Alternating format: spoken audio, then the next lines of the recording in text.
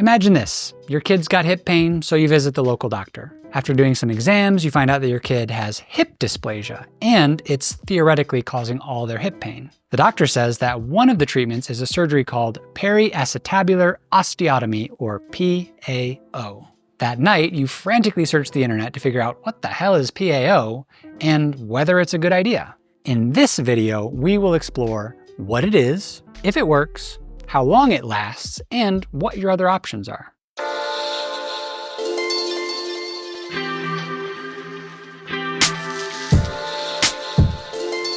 Periacetabular osteotomy, aka PAO surgery, means that a surgeon will cut and detach one half of the pelvis and rotate the hip socket downward. Theoretically, this intensive procedure is used to treat a shallow socket, aka hip dysplasia. The theory is that the patient is born with a shallow hip socket and that this may cause hip arthritis at a young age. Hence, hip PAO surgery is supposed to cover the unprotected part of the hip to reduce the need for an early hip replacement. While all of this sounds kind of reasonable, let's explore how much science knows about this procedure. The first and most critical question to ask is, how long does this procedure last? 10 years? 20 years? A lifetime? After all, if you're going to have half of your pelvis completely disconnected and then reconnected, is this a one-time thing? If not, how much additional time will you have before you need that full hip replacement?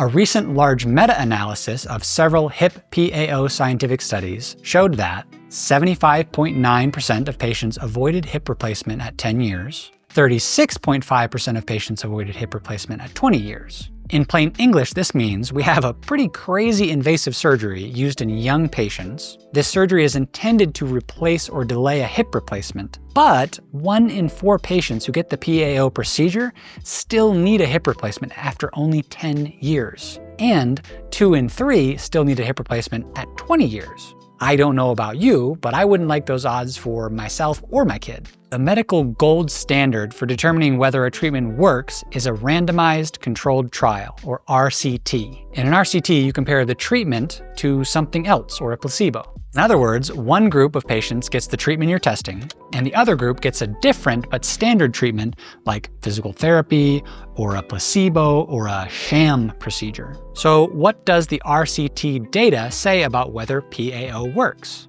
Unfortunately, the answer is, who knows? At the moment, there is a lack of RCTs, the gold standard evidence. The scary thing for you or your kid is that there's very little high-level evidence that this invasive surgery saves patients from a future hip replacement. That's critical because you would expect at least a few long-term studies looking at patients who got hip PAO surgery versus those who didn't. That would be the only way that you could convincingly say that the surgery helps to reduce the need for a hip replacement. While some studies are in progress, most of them are still in the category of low-level evidence. What does this mean for you? Basically, be careful before rushing into a surgery before exhausting all other non-surgical options. This is an important decision, especially if it means subjecting yourself or your child to an endless chain of future surgeries. If you're considering a PAO surgery and have maxed out all the non-surgical options, it's important to go into it with eyes wide open. A 2021 meta-analysis of almost 5,000 patients, represented by 33 articles, showed that the mean hip PAO complication rate was 14.1%, or about 1 in 7 patients. That puts hip PAO in the high-risk orthopedic category. For example, the complication rate of knee arthroscopy surgery is about 1%.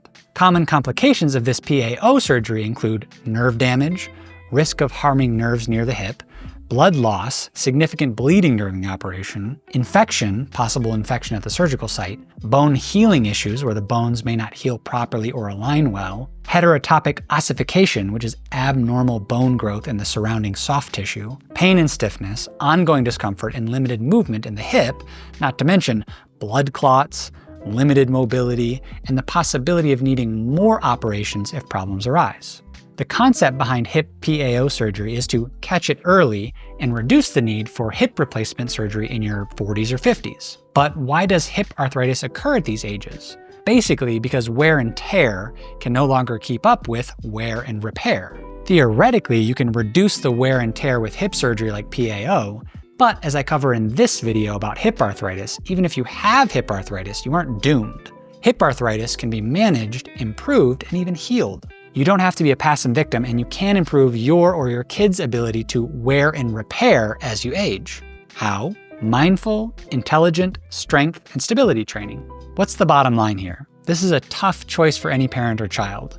Do you get a very invasive surgery to section the pelvis and reattach it? Do you hope that you're the 1 in 3 that gets at least 20 years or more time before needing a hip replacement? If the RCT science said that the hip PAO worked dramatically better than doing nothing or working on it mindfully, then maybe it'd be worth the risk. But that research isn't there yet. So, what do I think? What's my opinion as someone who was also told at age 26, don't be an idiot, go get hip surgery? For me, I'm not impressed with the results of hip PAO surgery compared with the risks. Is it possible that new research will change everything? Maybe.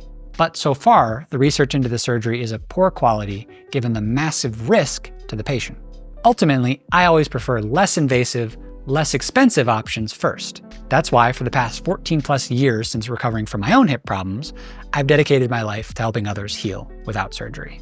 If you want to see how we've helped over 30,000 people get better with our TSR method, check out our do-it-yourself hip pain program at the link in the description. Or if you're looking for a higher level of support for you or your kid, go to gotrom.com/VIP to apply for our one-on-one VIP mentorship program. In this program, you or your kid will work one-on-one with a doctor of physical therapy who specializes in hips and has worked with a lot of people just like you or your child. I hope this video was insightful, and as always, please remember, you're just one step away from building or rebuilding your perfect body.